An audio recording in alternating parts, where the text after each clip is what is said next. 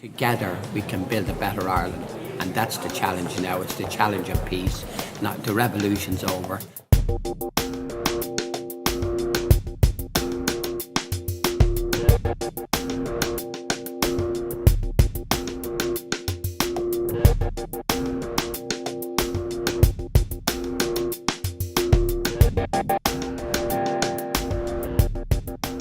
My name is Emmanuel Sweeney, and my grandfather's two brothers are on the roll of honour in Kilmaine in jail.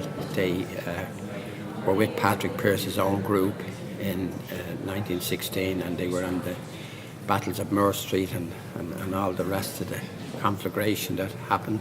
They then fought from 1916 to 1921 in the Dublin 4th Battalion in the new army that was founded. And what I feel bad about is the fact that by their execution we lost all their vision for a new Ireland, particularly James Connolly's socialist view of an Ireland that would be caring and compassionate, not a capitalist Ireland but a fair Ireland, which we're still struggling for today.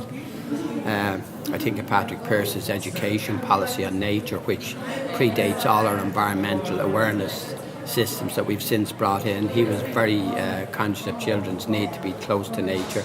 Now they're very close to their laptops. I think that might be an issue. You definitely have an issue with that. I think that ultimately the question then is the present state that we live in, and whether or not that encompasses the vision of 1916. And I think of the homelessness. I think of all the emigration.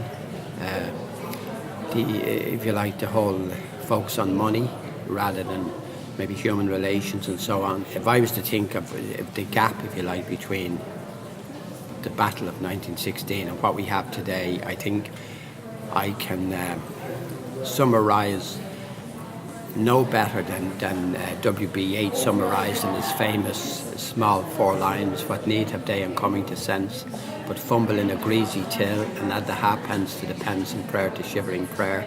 I think that the shopkeeping classes and the people who took over the state for personal advantage, not a visionary state for the equality of everyone and a fair society, but a state that would certain groups would benefit. And I think that that's what we lost in the death of the men of 1960, particularly James Connolly, who was really a socialist before he was a nationalist. He was more a person concerned with social fairness and justice. So I would say by that loss of connection with 1916 is what we're still struggling for.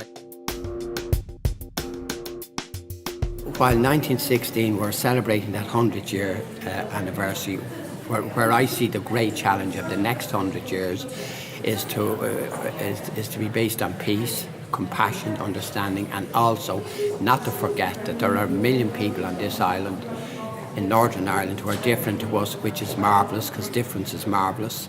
And our job now is the courage and tenacity and bravery for the future is to work out a way of being at peace with them, including them in Ireland, if they want to be in Ireland. If they still want to love the Queen, isn't that marvellous? And that's great too.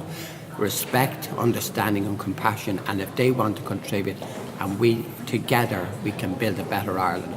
And that's the challenge now. It's the challenge of peace. Not the revolution's over. We need to spend the next future time building good relations with our brothers and sisters in the north. My hope would be that we, in the year ahead, because we're only starting the year, but I really hope that there's a big effort to include. I think what we need is a kind of a triangle of caring between the Unionists, the Northern Nationalists and the Republic. And the way forward is to be understanding and compassionate, and most of all to allow people who they want to be. If you want to be, if you love soccer, that's brilliant. If you love Gaelic, that's great too. But this idea of this obsession with a united Ireland, we don't need united Ireland. We need united people. We need 1 million people to become our friends. And if a united Ireland happens in 1,000 years from now, I'm prepared to wait. I don't want to put any pressure on anyone. I'd rather have 1 million friends than wait 1,000 years.